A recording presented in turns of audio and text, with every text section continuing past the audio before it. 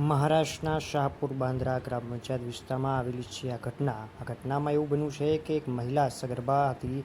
તેને હોસ્પિટલ લઈ જવા માટે એમ્બ્યુલન્સ પણ નથી મળી, કારણ કે રસ્તાઓ સારા નથી, જેના કારણે મહિલાને જોડીમાં ઉપાડીને હોસ્પિટલ લઈ જવી પડી હતી. આવી સ્થિતિ મહારાષ્ટ્રમાં છે. ગુજરાત બાદ મહારાષ્ટ્રમાં પણ મહિલાઓની આરોગ્યની સુવિધા કથળી ગઈ હોવાનું આ દૃશ્ય તમે જોઈ શકો છો. આ દૃશ્યમાં લોકો સગર્ભા મહિલાને જોડીમાં ઉંચકીને હોસ્પિટલ સુધી લઈ જઈ રહ્યા છે. આવી સ્થિતિમાં કઈ રીતે કહી શકાય કે ગુજરાત બાદ મહારાષ્ટ્રમાં મહિલાઓની સુરક્ષા સારી છે, મહિલાઓને આરોગ્યની સુવિધા મળે છે? આવું કઈ રીતે કહી શકાય? રસ્તો ન હોવાથી એમ્બ્યુલન્સની સેવા મહિલા સુધી પહોંચી ના શકી, જેના કારણે તેને જોડીમાં ઉંચકીને હોસ્પિટલ સુધી લઈ જવી પડી.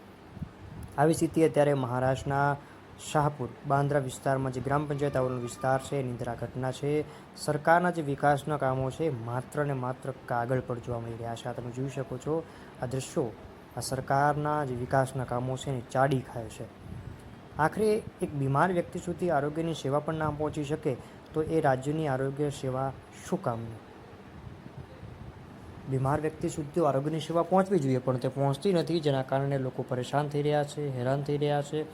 સરકાર હજારો રૂપિયા ટેક્સ ભરે છે, છતાં પણ એમને જે પાયાની જરૂરિયાતો છે, પાયાના જે જરૂરિયાતો છે એમને નથી મળતી. એના કારણે લોકો રોષે ભરાયા તુલાવી છે.